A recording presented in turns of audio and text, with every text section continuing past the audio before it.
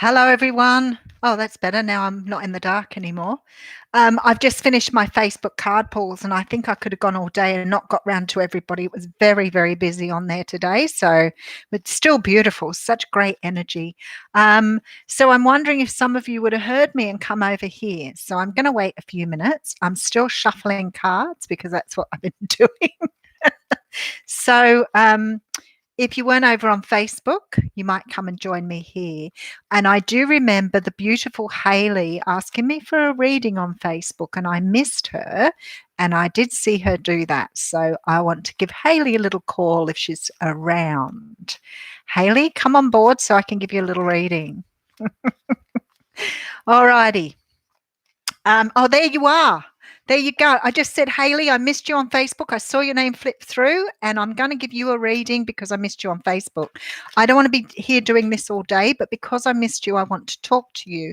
You have, it's really you have a relationship coming towards you here. Hey, Jules, how you going? Hey, Tamara, Melissa, Susan, how are you all? You have a relationship coming towards you here, Hayley. And I feel that there are times where, hey, Joanne, there are times when you feel that it's not going to happen for you. I want to say to you, keep the faith, my darling, because it is on the way. It's just not quite cooked. It's not quite ready for you yet. But I feel like sometimes you doubt. Don't doubt. Just keep yourself really focused on what's coming your way. Hey, Midnight Moon, how you going? Because something is just traveling towards you here. Now, it may be quite slow because things are not really quick at the moment. But I wanted to give you a little read because I missed you on Facebook, but I did see your name go through. And I just want you to know that I didn't forget you. Definitely something beautiful coming your way. We all want that. How is everyone today? I'm just on an hour and 15 minutes on Facebook, so I'm a little weathered. No, trying. Trying implies that it may not. You never try, you do. So try to change that thinking. Try. Okay. Oh, I love you too, Jules. That's beautiful. How beautiful is that? How are you, Darcy? I'm great, Susan, and good. I can see that Midnight Moon is fabulous too. And hi, SS. I love these tags. Okay, you're welcome, Darcy. Some people have already joined me on Facebook. I've been doing some card pulls this morning, but it's just getting so busy and I don't really know. I just have to just do what I can and move, but getting very busy doing the card readings. I love it. So much energy. It's like going to a fair. I get really pumped.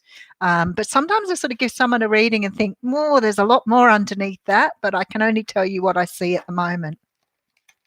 So I'm going to do a reading for the day anyway. So I thought I'd do a little reading. We'll pull an animal spirit card, and then I'm going to go and get myself a coffee. I need a housemaid. If anybody's needs a job, I need a coffee. I need a coffee maker. All right. So day's energy here. Oh, that's quite interesting. All right. So I have the Three of Swords. An earth sign. This could be a wife or a partner here. Somebody's either walking away from someone who hasn't been true to them. Somebody's walking away from someone and taking time out to heal here. Now, it may not necessarily be romantic either, but somebody has perhaps not been given the right information. This could be a friend, it could be a mother stirring up problems and issues, or a family member. But I feel like this person is not telling you the truth. Now, whatever this is, it's going to be quite hurtful here, whoever this is for. And I feel like you need to perhaps seek out further information here because I see you being really hurt by this and I don't think it's right. So if somebody comes to you and tells you something, don't just listen to what they say. There's more to this than what you're being told. So please make sure you seek further information. Don't know who that's for, but it'd be for somebody here. Okay, let's just do an animal spirit. I'm loving these. Be positive, Hayley. It's on its way. It's on its way to you. How are you, Queen of Water? Oh, I've got makeup on today. I got up this morning and I thought I've got plenty of time. I don't have any other work. My readings. I've got the weekly readings to do, and I'll do them today. And I thought every day I've come on here in my pajamas. I'm sort of half ready to get on board, and I just went, you know what? I've got time today. It's raining in Melbourne. I haven't even looked outside yet. Oh, it's a little bit overcast here, but mostly blue sky. Hey, Pamela, how are you going from Maryland? Okay. Really, thank you, Jules. You're really supportive, and I love you so much. Hey, Joanna, how are you? I'm very good. Very good, thank you. I really look sunny in Inverell. I really look forward to doing these every day. I get so much out of doing them. So please, like I say to you, I enjoy them just as much as everybody else does. I do private readings, Queen of Water. I do them all over the world, so I can do them via Skype, WhatsApp, phone, whatever. The only thing I don't do a lot of email readings. I'll answer questions by email, and I usually channel a little bit and then do some card reading with an email question. But it takes, I used to do email readings all the time, but they take a lot of time to write up. So I've taken to doing most of my readings either by YouTube with a link or by doing Skype. So most people in the States, England, Europe, I do Skype readings for. I love it because Skype's just like sitting in front of someone. So it's beautiful. I have the elephant coming out again. Now remind me, because I have a feeling we had the elephant the other day, which obviously has a very strong message. So elephants, I think, because I remember talking about my elephant collection, and someone else said to me they collect elephants too. So I have a big glass cabinet with elephants in, and it's always the last thing I unpack because there's so many. I have so many elephants, but I broke two in this move, which was a bit disappointing. I've always loved elephants. So I've been collecting them since I was very young, and I probably have quite a lot, really. But the elephants come out again today. Now, I always think of the elephant as, when somebody once said to me, move like the elephant, like don't let anything get in your way. And I remember that a long time ago, somebody saying that to me. So let's read it again. This is about being unstoppable, auspicious and wise. The elephant is arguably the most auspicious figure in the deck. Like Ganesh, the elephant represents immense wisdom as well as good fortune. It is said that the great elephant is the destroyer of obstacles. So if this card appears when you feel stuck, rest assured the path will soon become clear. To add to the mystery, the elephant is also known to create obstacles in order to steer us in the right direction. Trust this gentle, noble creature. It illuminates the way with the light of self-knowledge. One pointed focus, generous and loving. That's really nice. Oh, well, we were obviously meant to bring that out again to investigate that energy. But yeah, I remember somebody saying to me one time when something was happening to me, they'd said to me, just be like the elephant, Yvonne. Be like the elephant. And I was like, what do you mean? Don't let anything stand in your way. If you want something, go for it. So very nice energy to get today. Oh, Susan, you can come in my fan club too. Do I have a PO box? I don't. I have an address if you wanted to know to send me something. Post my email. I can't find it. Okay, let me just have a look. So if you want an email address, you can write to me here.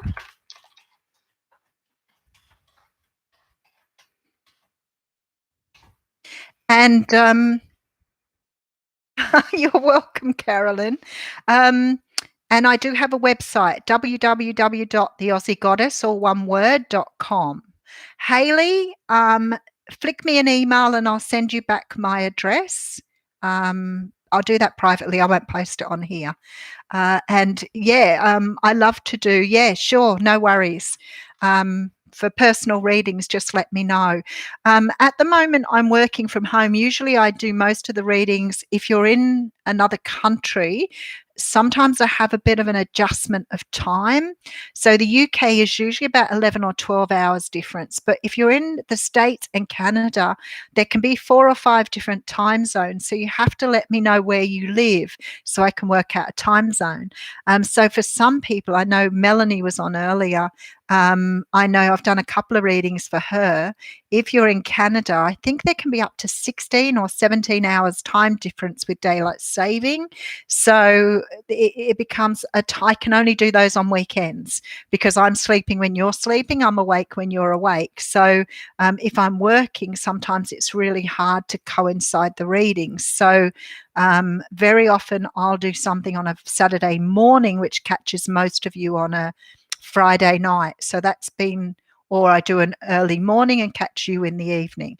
So I have to work a little bit with the timings. So if at any time you want a reading from me, just remember to pop in the email where you are, what time zone you're on. I think there's probably several in the States, and there are certainly 4 or 5 in Canada as well. So England's pretty standard. Some places, I know Italy, I think, only has about 8 or 9, which is super because I can do it in the morning for the afternoon or vice versa. But yeah, just let me know where you are so I can work out the timing. There you go, Darcy. Thank you very much. Beautifully done. Oh, you're in Australia, Queen of Water. No problem. We can fit that in any time. It's all good. I do readings in the evenings. Yeah, we are on the same time zone now. Darcy, 18 hours, Darcy is different. So sometimes that's a little hard to work out. So generally, I'll do those weekends where there's a lot of time difference on a weekend. And I try not to do too many on the weekend because, as you can see, Sunday, otherwise I'm like working 7 days a week, which is sometimes a little much. It's not that I don't enjoy doing it, but I need to have wind down time too. Darcy's in Idaho, so Idaho has an 18-hour time difference, and it makes a difference. It does make a difference when we have daylight saving too. So you can have up to 2 hours with daylight saving. So if we've got an hour on our end and you have an hour on your end, it can make a difference there as well. I loved the talk yesterday. I really enjoyed the talk yesterday. It really, talking about the whole twin flame thing, got me thinking about a few other things that we can talk about going forward, because I thought we were talking about attachment disorders and abandonment issues. And I think probably some of you could hear a little bit more around that and how to heal from some of those things in childhood. The other thing that it really sort of hit home with is people's core beliefs, because this was a lot of stuff that I've dealt with over the years as well, with people coming in for counselling as well as good for you, Daniel. A lot around our core beliefs. So, things we've been told either or taught through schooling, through our parents, through our friends about who we are. Sometimes when people say things to us, we tend to take them on board and believe what people are saying, especially if they're in a position of power. So if it's a parent that's telling you, very often you think because your parents are telling you something that it must be true. So we grow up with this idea. Now, I always talk about this time my son came to me and he said to me, "Mum, you lied to me." And I was like, "Oh, no way I lied to you, son. Why would I have lied to you? I wouldn't do that." And he said, you told us a lie when we were children." And I was like, "I don't understand what you mean. Explain." He said, "Well, when we used to go to the lake," because we used to go to the lake all the time, I used to take the kids swimming. He said to me, "You would never let us go and swim after we'd eaten because you used to say that we would get cramps and we would drown." It's an old wives' tale. And I'd lived by that forever. I'd always taken my kids swimming. We would always have lunch at the lake every weekend. Devon and bread and tomato sauce. That was their favourite lunch. And then they would go swimming, but I'd always make them wait half an hour and run around and do what they needed to do. I always thought that was the truth, that if you went swimming after eating, you would get a cramp and drown. So there you go. Core beliefs, not true. Hey, how are you going, Moonstone? Crystal Beauty? Um, you get frustrated that spirit shows you signs and it's like months or years away. Not cool. Yeah, it's a bit funny, really, isn't it? How divine timing works. But you can help with that. So sometimes we don't realize that divine timing depends very much on our own vibration. So if we go to a reader, for example, this has happened to many of us, and the reader says, "Oh, this is happening in your future," and you go, "Great. I'll sit around and wait for that to come to me then." And then after a week, we're like, "Where is it?" After a month, it still hasn't happened. After a few weeks, it still hasn't happened. And then we start to think that it wasn't for us. And then generally it comes in after that.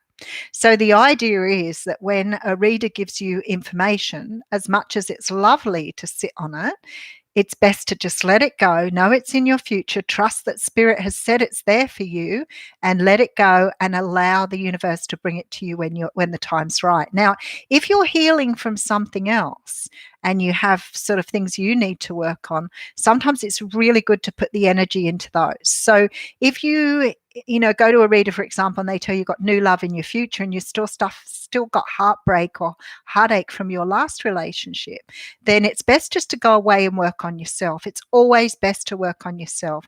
Don't cling on to what you've been told, because then the universe feels like you're trying to control it and things just tend to move a lot slower. I can't explain that. All I can say to you is your vibration needs to be at the vibration of what's coming to you. So if you are told something's coming towards you, let it go and just go away and work on yourself, because that is the best way it manifests for you. Your twin flame signs won't let you be in the present.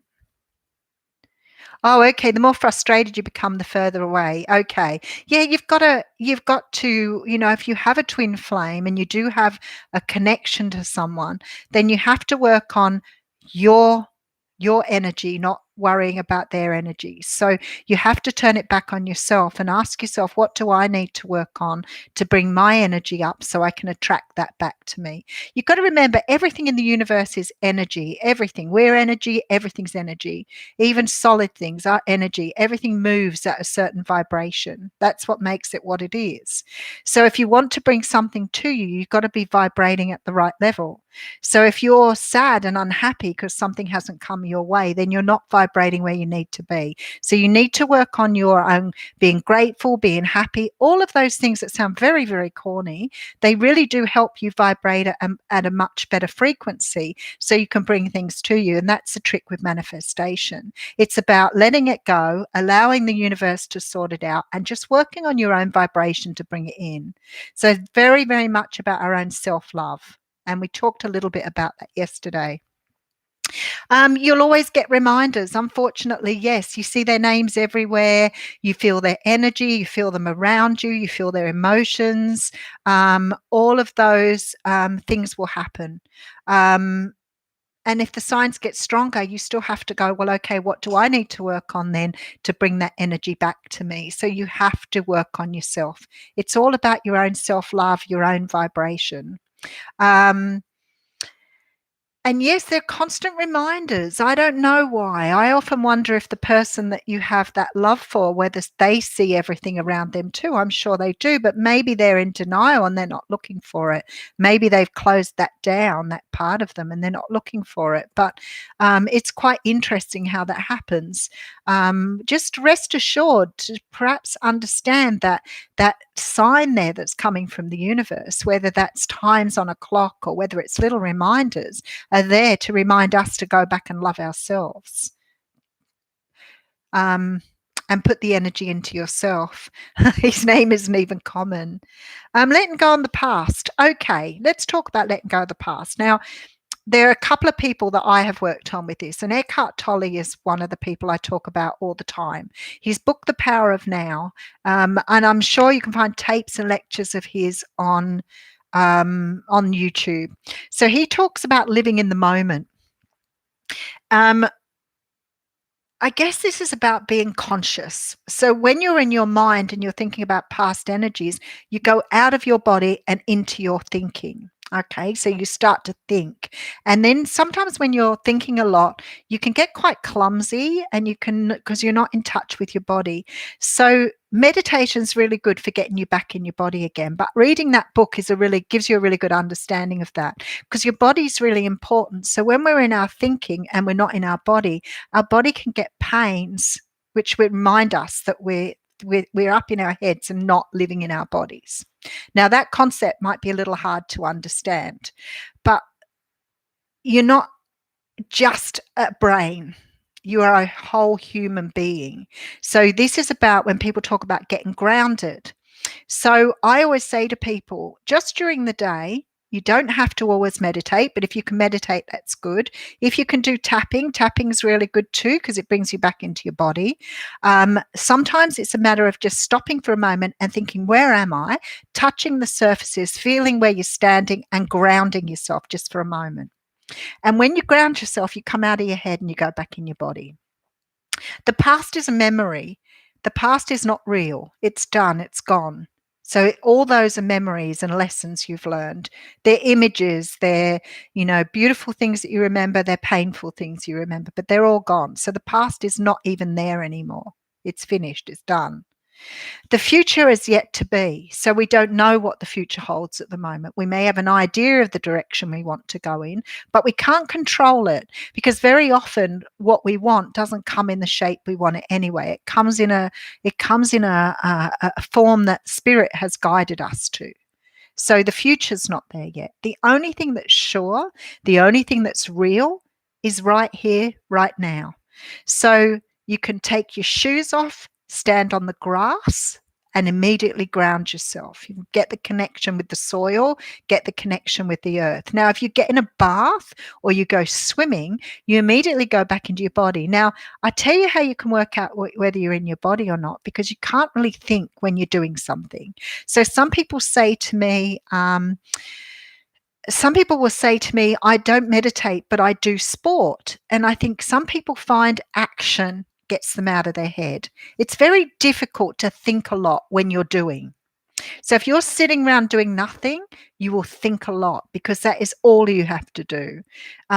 Sometimes even reading a book or watching a movie, how many of you done that? And you just get to, halfway, you start to read the book and you think, what happened there? And then you realize you've read 2 pages without even taking in what you've read, because you're in your head thinking. It's thinking. Now, another way you can tell too is by your emotions. And I say this a lot too. Where do you feel your emotions? Do you feel your emotions in your gut? Do your emotions feel in your body? Or do you think your emotions?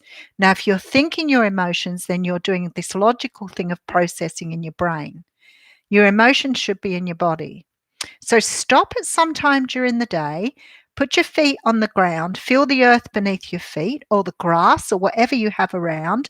Make sure you can feel your toes, feel every part of your body, and stop for a moment and question, how am I feeling at this very moment? If you go back to your head, you're not feeling, you're thinking. Stop and feel, where is this emotion? Now, if you're on a roller coaster and you're very strung out, excited, frightened, whatever it is, where does the emotion come through? Because when you're going on a roller coaster, you're not thinking, you're just doing, right? And your emotions are generally in your stomach. You get the flipping, you get the anxiety, you get the butterflies. Your brain does stop, and you can stop your brain. I love the way the brain never stops. No, it still keeps working. I'm sorry, I won't say that, but you can quieten it down. And it does take a little work to do. So when you're on a roller coaster ride and you're doing, your emotions are all in your stomach, and you get to feel them, don't you? You get to feel them because you know they're there. You're not thinking about what you're doing. You're feeling the fear, you're feeling the energy, you're feeling the excitement, stomach flips. That's all of your emotions. That's your anxiety. Somebody said to me one time, because I said I was really nervous about something. I'm not scared of very much at all anymore, but somebody said to me, what do you mean you're scared? And I said, well, if I'm really high up heights, my stomach tends to flip and I tend to get a bit nervous about being high up. And this person said to me, wow, I wish I could feel that way. And I was like, what do you mean? They said, I can jump out of planes. I can go deep sea diving. I can do all these things. And I never feel that feeling. Why? Is it because you're not looking for the feeling, or is it because you're in your head thinking about what you're doing? Why are you not feeling? There should be some sort of feeling there, even if it's excitement, but no connection whatsoever to feelings. Quite interesting. I'm just going to read a couple of the messages. Yeah, so Haley's talking about meditating here. Sometimes you can get so deep into meditation, it's really difficult to come back again because it feels so nice. Keeping busy, staying in the moment. Yeah, the brain never stops. Yeah, I sort of, when people say the brain never stops, I can actually get myself to a point where my brain is completely quiet. I don't have, and if a thought comes in, I can say to it, I don't want to listen to that at the moment. I don't want to acknowledge it, and I just let it go. So I can keep my mind very, very still, and it does take a little bit of practice. There you go. See, Jules is right here with me on this page, and I want to read her comment here. I found The Power of Now, which is a book by Eckhart Tolle, was a catalyst for my heart opening to realize that love of self was the answer to create the person I am today, learning every day, connecting to my heart. Okay, so The Power of Now by Eckhart Tolle was a life changer for me too. I'd been having some energy healing, and the guy that was doing that for me suggested I read it because of my past hurts and pains, because he was very tuned in. And when he was doing my massage, he could feel where the pain was. So he said to me, it would be really good for you to read that. And I really learned about energy and how we hold energy in our body, past pain. The other person that I've discovered in the last few months that I'm absolutely almost obsessed with is Dr. Joe Dispenza, because he talks about living in the moment as well, and not trying to, learning how to create the future you want without hanging on to outcomes, without actually trying to visualize the way you want it. So being able to say to the universe, I want this, and just letting it go and letting the universe work with that energy for you. But he's talking about the core beliefs and the stuff that we've dumped in on ourselves that make us think, be, and do the same things every day, expecting a different result. So sometimes we have this idea that things are going to work a certain way, and we get so stuck in that idea, we don't allow the universe to bring it in a different form, or we don't see it in a different form because we're so fixed in our way of doing or being. That's our control. And we feel that if we're not controlling everything, then we're not able to bring us what we want. But actually, the trick is about letting go and allowing, which is very difficult. So Dr. Joe Dispenza talks a lot about the living in the moment, not sort of foreseeing the future, but allowing the past to go. And his meditation, I can't remember what it's called, but he has a name for it, was very, very good when I first started doing it. And I did it for a while, working on some of the energy of, past love, which is a hard one for us to let go of, working with the attachment. It's not really love, it's the attachment that we feel, that pull that keeps pulling us back into that emotion, and allowing the emotions to go. So it's creating detachment, like being able to stand away from something and leave the attachment behind. That's a very, very, you have to do a lot of work to get to that point. But I can tell you it does work. It's just, it takes a lot of dedication to understand how to let it go. Because it creates pain. I mean, you find yourself sobbing all the time, you're hurting all the time, and all you do is think memories. You think about the past, you just keep going over things, and it's like you're punishing yourself, you're sabotaging yourself and not allowing yourself to move forward because you keep getting dragged back all the time. So you can work on that, and you can absolutely walk away from that. And when you start having the thoughts, or it starts to drag you back into that memory again, there are tricks you can do to actually stop that from happening. So you're not constantly being dragged back into the emotions you were feeling, 5 years ago, 6 months ago, whatever it was, because you go back into those emotions. But like I said to you yesterday, those emotions are the ones that you formed in childhood. You're just reliving your whole life in those single moments. So the pain is quite devastating. But you can do that. If you can't meditate, then you can try EFT or tapping. There's a guy called Brad Yates who's on YouTube who does tapping, and he's great. And a lot of people find it hard to meditate, but they can use tapping with children who are traumatized, because tapping is something they can do.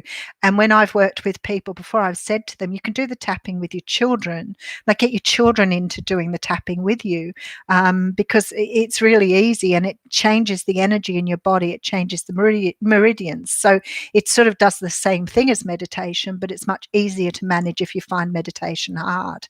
And meditating yourself may be difficult too. So you can always use guided meditations, but you have to find someone who resonates with you voice wise. I remember this time I tried to do meditation, and they donged a Tibetan bowl in the middle of it, and I jumped out of my skin. And I just remember thinking, I'm never going to listen to anything that has Tibetan singing banging in it, because it disrupts my flow. I can't work with that. I don't mind the humming when they do the humming, but I can't work with the banging. Connecting with feelings, I think these are still thoughts. Yeah, well, that's how you understand whether you're living in your body or in your head. If you're living in your head, you're thinking your feelings. You're logically getting in touch with your thinking. They're not your feelings. Your feelings are in your body. So understanding that is a really good way to go. Stop thinking about the past and the present. Well, it's more thinking about the past and the future. So definitely reading Eckhart Tolle, definitely looking at Dr. Joe Dispenza. His videos are really good. If you're having trouble letting go of a past relationship, sometimes understanding the trauma bond, what they call a trauma bond, and also the Stockholm syndrome, because those are the two things that keep your energy tied to that person. So if you can understand or read up on either the Stockholm syndrome or the trauma bond, you'll have a greater understanding of why your energy just keeps going back to the memories rather than letting them go. But hey, Chandra, how are you going? So some of those things that can happen. I love that. That can't meditate with guides that don't have an Australian accent. You know what? Some things do not disturb you. Once you get into deep meditation, it's fine. But I don't know. This person sort of got me. I was listening to it, and I got into this really deep meditation, and then they hit this medicine bowl, and I was like, I flew out of my skin. It really made me jump. So I realize now, so you take walks. It's very hard to think too deeply when you're walking too. And that's why I said for some people, it's about doing really, really, getting into your body, because when your body's moving, your head can't think as easily. So even though you may be able to think a little bit, you can't really get into deep thinking. So it's good for you to do that. Taking a walk, doing sport, connecting with your body is just the most amazing thing. So swimming's really good, especially if you're a water sign, because you would have very strong a reptilian brain controls us all, the third brain. Yeah, well, that's why we have to get out of the brain a little bit, and get into our body. So our body is just as responsible as what our brain is. Your brain can't live without your heart beating, but your heart beating can live without your brain. So just have a think about that. Your body needs to work. It needs to work, whether that is physical exercise, whether it's, finding something to do like meditation, where you take yourself out of your mind. You've got to take yourself out of your brain. Sometimes when this is hug a tree, I hug lots. I love trees. Sometimes I'm trying to read all the things and entries again. There was something I was going to say then about getting out of your head, and I can't think what it was I was going to say. Yeah, reading is not always a good thing. Watching a movie is not a good thing because sometimes you're just watching something and then the next minute you know you're on a trail of thinking and you realize you haven't listened to what's been going on. So neither of those really work to get you out of your head a lot. So taking action's really good. The person's not right. Yeah, I do that a lot, Jules, with guided meditations. That's why I'm such a fan of Joe Treacy. Some of the people in their meditations put, like, the music will be really loud for the voice, and I find that very distracting.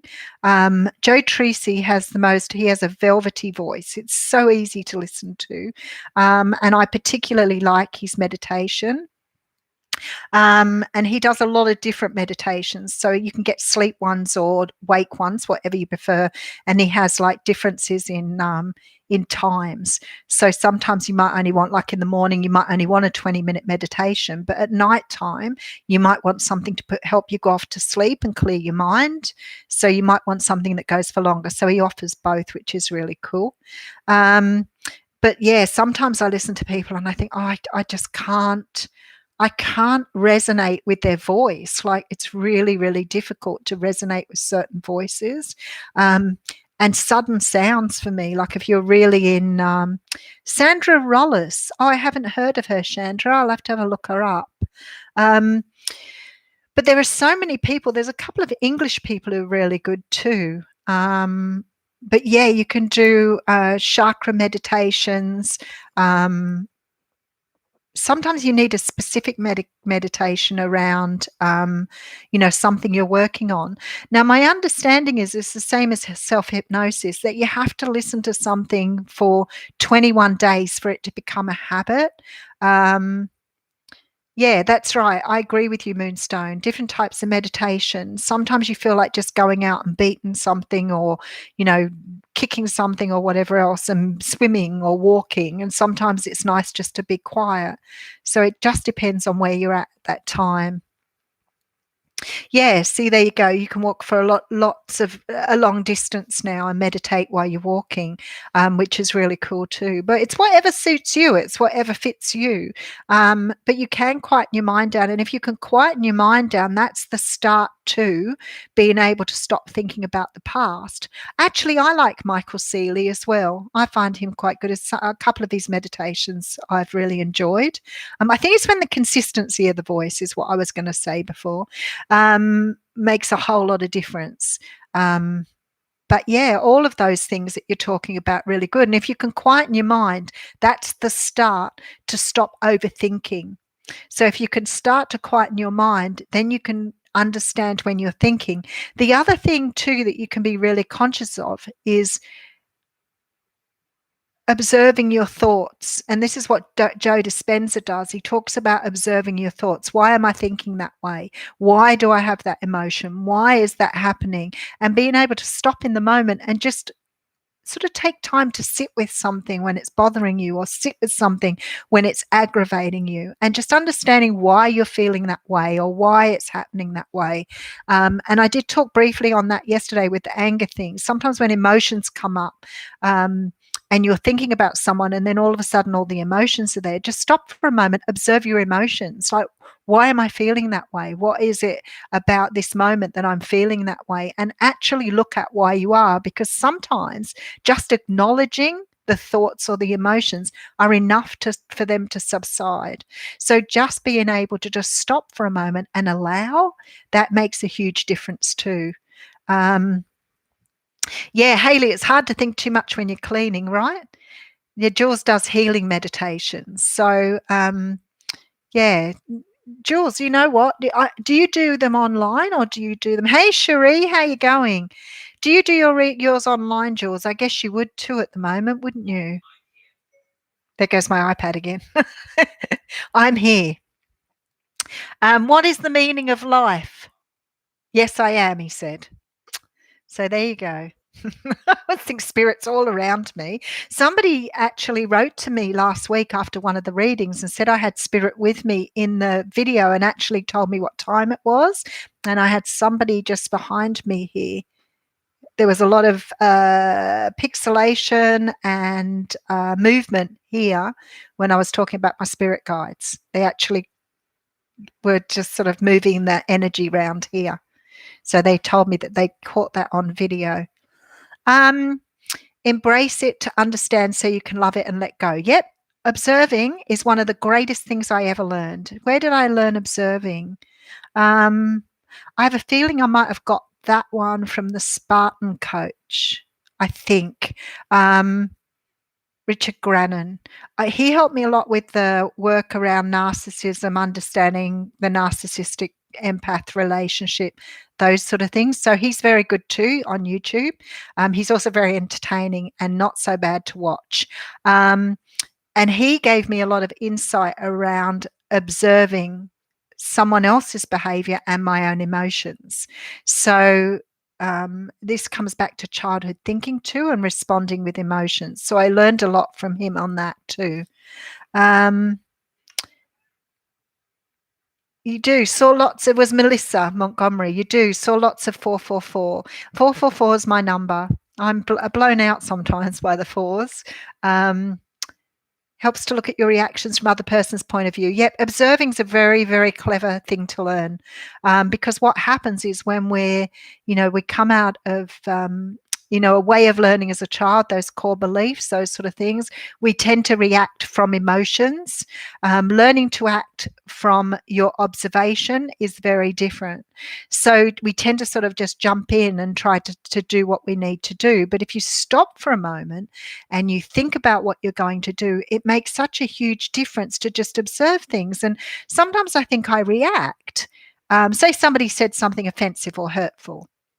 And normally I'd go straight back. Some of I haven't had any bad experiences on here, but I have had some pretty nasty people on Facebook and by email.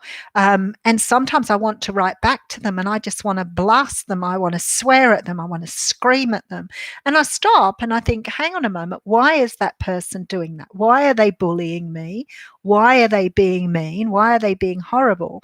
And then I stop and I think, well, okay, first off, there's a power differential. So they obviously see me as being different to them and they want me to be the same. So they want to pull my vibration down.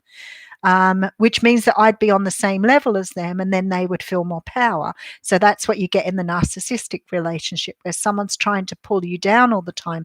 They know that they can excite you, upset you, or arouse you with emotions. So they do things to get that rise out of you, and you rise. You get all emotional and then you come down to their vibration. So it's a great way of controlling people. So now when I see someone doing it, I think, aha, so either you're jealous or you're uncomfortable with me, or in some way, shape, or form, you're trying to make me feel bad so I vibrate at the same level as you. So now when I see it, I go, aha, no reaction from me. I just think, yeah, sure, you've hurt my feelings for a moment, but why have you hurt my feelings? Do I believe that about myself? Do I believe I'm this person you're saying I am? And if my answer is no, why react? So now it's just delete, get rid of, push them out of my life now. So I don't need to deal with you. If you feel uncomfortable with me or I make you feel uncomfortable in some way, shape, or form, then our vibrations are different. We respect our vibrations are different and we move away from each other because we're not going to respond with emotions. Why? Why would you do that? All you're doing is hurting yourself. So let me just have a look. Yes, Moonstone, that's when they draw you into their vibration. That's exactly why it happens. So some people are very good at doing this. Some people are very manipulative, and being able to watch how people do it is very, very clever. So what they do is they'll pick on something you've already got an insecurity about. So they are able to sense that insecurity within you somehow or another. So then they start to either make fun of that or they make jokes about it, or they directly insult you. It doesn't matter, because whatever it is, they know some way, shape, or form it's going to hurt your feelings. And because we are then empathic, we're taking on their energy. So we respond in a way that makes them feel good about what they've done. When you finally start working out what that person's doing, if you can match their energy and just not respond and just say to them, I know what you're doing here and it's not going to work on me, and you stand back and not become emotional, it confuses them so much. They sort of freak out in that moment because they're no longer able to control that emotion within you, or not able to control that response anymore. And that freaks them out big time then, because they've had control. So when someone does it, if somebody bullies you or insults you or aggravates you in some way, shape, or form, the response is what they're looking for. So they're hoping you respond with that emotion, because then they can hook you and they can give you what for. So if you stop in that moment and look at what they're doing, you've already challenged the way they do things. They don't like that at all. I'm not saying that you're going to hurt, aggravate, or whatever, because you're not going to respond at all. So you're just not playing their games anymore. And people find that very, very hard to manage if they're used to manipulating people. And sometimes they will get really low vibrational then and start hitting you with all sorts of things. But most times they stop and they're taken aback by that. Just by somebody saying, I'm not going to respond to you. I'm not going to respond to your emotions. I'm not going to respond to your insults. That's it. You don't even have to go there.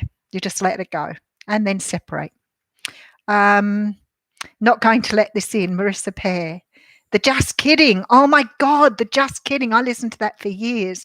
The just kidding is that response. So somebody says to you, my favorite one of all time was the guy I was going out with last time.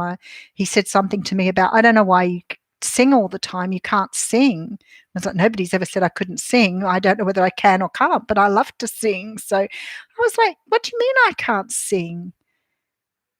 What's wrong with my singing? Oh, don't worry about it. Just kidding. Just having fun with you. But then you go away and you think, what is wrong with my singing? I sing all the time. I sing at work. I sing at home. What's wrong with it? So then you start to question and you think, should I be singing? Should I just not sing anymore? Is my singing really that horrendous? And then it strikes you one day that that person is just trying to find that weakness within you to latch onto. And they follow it up with I was just kidding. I don't do the just kidding anymore, because that's an insult and it stands alone. So we've all heard the just kidding. Give away personal power. I used to say, I love you. The just kidding. Everybody's heard the just kidding. Walking away, yes, it's very hard sometimes to walk away. Sometimes it means walking away from people that you thought that loved you, and that's really hello. It's really hard to walk away from people that you have had a really strong relationship with. But you know what? Sometimes walking away from someone, this is where it's really good. If you walk away from someone that's had that behavior towards you and you've realized and you've walked away, right? And you've left it behind. And then sometime later, and this has happened to me on a couple of occasions where I've heard from that person and they've said, oh, it's been a couple of years. How are you going? Do you want to catch up or whatever else? And you start talking to them and you realize in that period of time how much you've grown from what they've done. So if you've had, someone who's been very controlling, manipulative, narcissistic in your life, and you've gone away with that pain and you've worked from that pain, that body pain perspective, what happens is when you cross paths with them again, sometimes they just don't vibrate anywhere near you. And this is why I always say to people, it's nice to cross paths with someone again and say, how you going? But honestly, sometimes it's so scary what you meet, because that person hasn't moved from where they are. They're still controlling, they're still manipulative, they're still narcissistic. And yet you have grown enough to know that that person just isn't really right for you anymore. And I saw it so clearly with a guy I was so totally enamored by. And a couple of years later, he called me up and said, "Oh, do you want to go out for dinner?" And I was like, "Yeah, great." And I sat in the restaurant and he was doing that kidding thing and a few of those things. And I just turned around to him and said, "You know what? That stuff just doesn't work on me anymore." And his face just like stopped. And I thought, I won't suit you anymore. I'm just so different now to the person that you met and the person you manipulated. You don't even come on my radar anymore. And it was really good for me to have that closure, because I realized how downtrodden I'd been in that relationship, because I absolutely adored the man. What a fool. um, so yeah, if it's a family member or somebody you're very close to, like a close friend, and sometimes you do it with even people you've known for a long time. One day you just wake up and you think, this person is just showing so much jealousy towards me or so much competition, and they really are not happy for me to do what I need to do. They want to control me. Then you have to walk away, and sometimes that's hard to do. It's hard to walk away from people you love, but you know what? If somebody's doing that to you, they don't love you back. I guess that's the greatest lesson of all, isn't it? If somebody can treat you that way, they don't love you. It's clear. Anyway, walking away again, yes. That seems to be it seems to be a bit of a motto, a bit of a theme thing, isn't it? Absolutely. See, there you go, Pamela. He was there to help me grow. Everybody's here for some sort of lesson. Everybody teaches us something. You guys on here, every time I speak with you, I go away with something and I think, wow, I never thought of that before. Being open-minded about it, taking it on board, understanding how to forgive people, release people, understand that they are there to teach you more about yourself. We learn from that every day. It doesn't mean we're going to take everything on board. It doesn't mean, there you go. It doesn't mean that you're going to listen to everything that's said to you, whether it's negative or positive. Some of these people are very, very good at sandwiching their insults too. And I realized that not so long ago. So what happens is somebody comes in, I'm going to do you a favor. I'm going to tell you what you're doing wrong. And they start off really nice about it and they go bang, bang, bang with a few nice little compliments. And then they hit you with these really nasty things. And I think that's the way they build the trust up.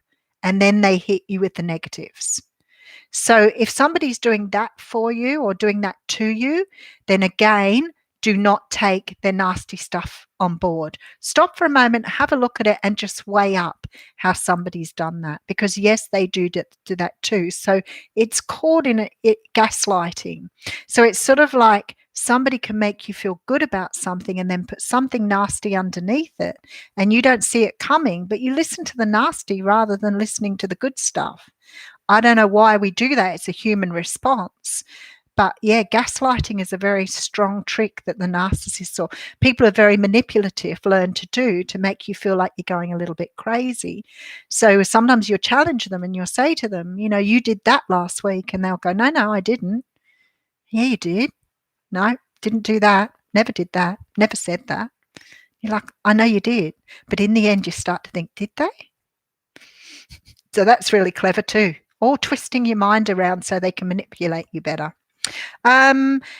Anyway, it makes you feel lonely. Yeah, sometimes it does, because you think that when you've sort of had a repeat of, very controlling or narcissistic people, you start to think that are all the people in the world like that? But no, they're not. They're not. It's just that you tend to sort of have them around you. And I think I said to you once, I went to a counsellor and I said to the counsellor, he was really good, this counsellor. I loved him a lot. And I said to him something about, why do I attract these people? And he said, oh, Yvonne, you're not attracting these people. They seek you out. They know who you are straight away. They can smell it on you. They can smell that empathy. They can smell how easily you've been manipulated. Isn't that sad? It's just a natural thing for them to do. Yeah, exactly. It's so exact how that's done.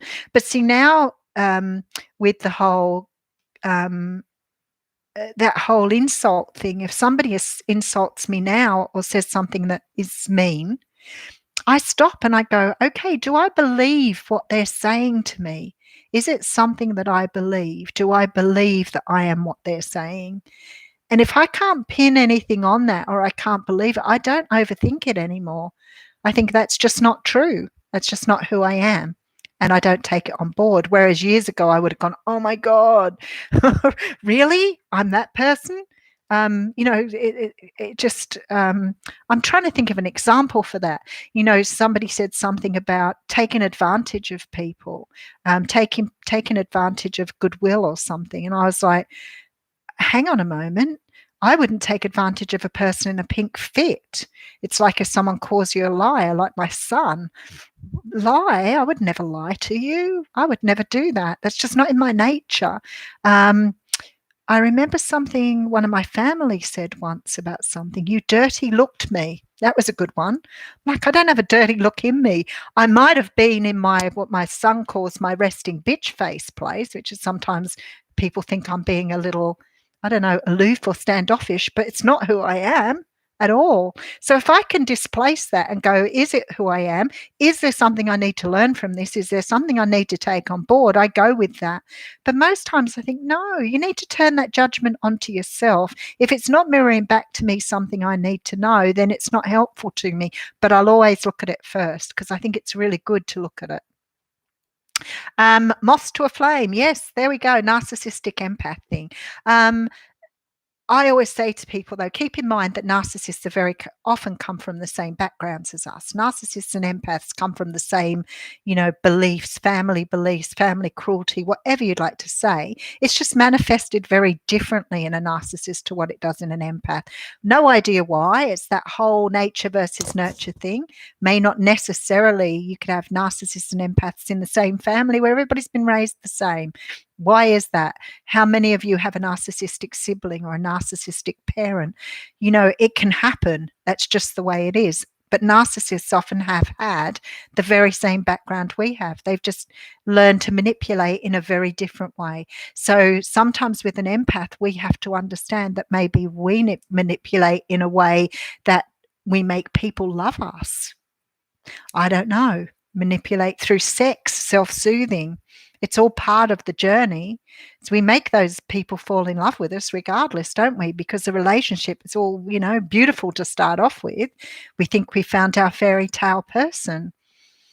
So what do we do? What is our part in that relationship that makes them fall in love with us? We cater to their every need. We cater to their every whim. Is that not manipulation as well? So just remember, while the journey is not very nice, at the end of the day, the narcissist is damaged too. The only difference is the empath learns to heal. The narcissist doesn't. They stay where they are. They don't know any different. They've done it the same way, but they often have the mindset of, I'm perfect, whereas we don't. Our mindset is, I'm imperfect. I need fixing. And we think this person's going to fix us the same way as we're going to fix them. But actually nobody can fix anybody. So when the relationship ends and we're feeling really distraught, upset, we go into healing. The narcissist walks away and looks for the next supply. Big difference. So it's a very interesting journey. Anyway, I better get off. I've been on here for an hour now, so there's a few hours out of my day, and I haven't even done yeah, so Melissa's got a good point there. So, this is this triggering thing and the mirroring. And that's why I said you always stop for a moment and think, is there something I need to learn here? Is this person triggering a memory for me or triggering something about myself that I need to adjust to? I need to find out who I am or I need to learn from.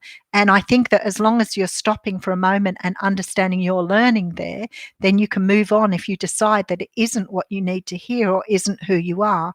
Because sometimes people have a distorted idea of who you are too. They might see you as a very different person.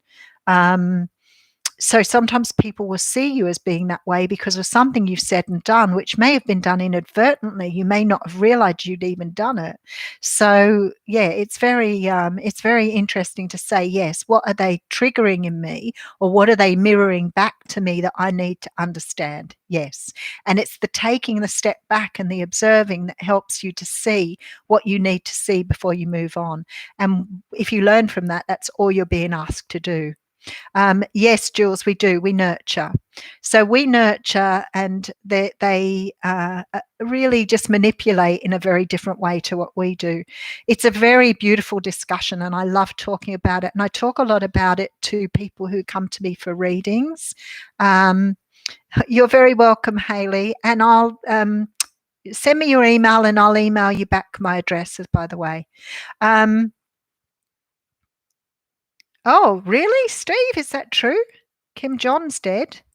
I heard that something was going on for him. That'll be really interesting. I'll have to go and have a look.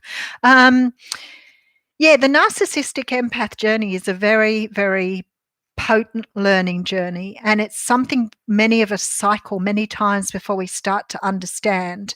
And when I'm working with people, I very often find out that they've had a parent or a caregiver who's manipulated them in such a way that they get so used to that manipulation and then start seeking that out in their relationships then. And I always say that you end up with someone who replicates your parent because you see that as love. So if a parent loves you a certain way, then that's how you see love as being. So you tend to seek out people who replicate a parent. And I remember seeing that very, very clearly when it finally came to me, when I had my tower moment. That's what you do. That's what you do. And your close family, if you have a family that has narcissistic people within it, they often don't know who you are. And I just remember people saying to me many years ago, but that's what you do. And I was like, I would never do that. Why would you think I would do that? I would never do that. And it really sort of, at the time, I used to think, nobody really knows me. What is wrong with me? I'm an alien. Take me back to Mars, Venus, wherever I come from, because you don't know who I am at all. And it would hurt my feelings that people didn't know me. But then I realized that you start surrounding yourself with these people because you feel safe. That's the ones that are supposed to love you. Isn't that how it works? You surround yourself with the people you think love you. But yeah, it's very interesting. But yeah, a lot of people you can have around you, once you start sort of awakening to that and observing behaviors, you start to see a lot of people around you that perhaps don't really see you who you are. Your kids like singing. I sing all the time. I sing all the time. I sing in the morning, I sing at night, I sing at work, I sing in the bath, I sing in the shower. I'm a singer. And my kids used to get up in the morning and say, "Oh, Mum," because I'd be singing, or I'd sing in the car and their friends would be there and think, "Oh, okay, so settle it down." I always sing. And elephants are my favourite animals too. As I said to you, I've got a cupboard full of elephants down there. Anyway, I better get off. It's 1 hour again. So I've done 1 hour and 15 on Facebook and an hour on here. And quite frankly, I'm all buzzy now. So I'm going to have to go and have another coffee and then a rest. And then I'll get your weekly readings done, which I really look forward to doing. Thank you, Moonstone, because I don't know what your name is. Are you Jan? Is it Jan or Jen? I have a vague feeling I asked you before. It's been really good. So I had a really good response on Facebook. As I said, I never get around to reading for everybody, but it would get so many readings done. There's my smiley face. I get so many readings done, but I still don't get all the way. Cherie, it was lovely to have you on board today. I hope everything's good in your world. And I'll see you tomorrow. So what's tomorrow? It's Monday. It'll be day 36 of being locked down. Wow. Our government's already talking about lifting restrictions. I just hope they're not going too quickly. Hayley, don't forget to email me. Joanne, thank you very much. Midnight Moon, thank you very much for joining me today. Take care. Yes, yeah, the virus has been a little bit sort of off-putting, hasn't it? Sort of makes you wonder how we're going to go forward from this. I do say, our government's probably done quite a good job. I watch every day to see where we're up to. And for the last week, we've had 12 new cases every day. How are you, Moira? 12 new cases every day. And then the other day, it was 20. And I thought, I hope we're not going to see that peak again. And I hope that they're going to keep things pretty tight until we have very few cases. I mean, the virus isn't going anywhere. It's always going to be there. So regardless of what we do, that virus will always be somewhere. What we have to do is learn how to look after ourselves so that if we get sick, we have the attitude and the energy and the fortitude to get through it. Only 2 a week in Perth. Oh, Carolyn's off to read The Power of Now, and I've owned it for years and never read it. My goodness, Carolyn, that's just not on. You've got to read it. If you're reading The Power of Now, if you're watching Joe Dispenza, if you're doing things to help yourself at the moment that you want to share with everybody on here, please go ahead and share, because people are learning from you. People are writing to me outside of this and saying how beautiful it is that we can get in amongst a community of people that have the same understanding, the same thoughts and feelings as we do, and feel safe enough to share. And I've not had any negative comments on here whatsoever. Everything has been very positive. We've had good feedback. It's a safe space. If somebody makes anything but, I will remove them straight. Quiet ones amongst you will watch what everybody's saying, and they learn from everybody too. So please feel free to share. If you want something talked about but you don't want to do it in a public forum, then I'm happy for you to email me and just let me know that you want it read out, and I will read it out to everybody. So safe space, beautiful place for this, and as I said, it will always be a safe space. So any negative comments in there, I just ignore if I'm not sure. But if somebody's not nice to somebody else, they just come off. All right, my love to you all. Take care. Look after yourself. Mwah. And I'll see you tomorrow.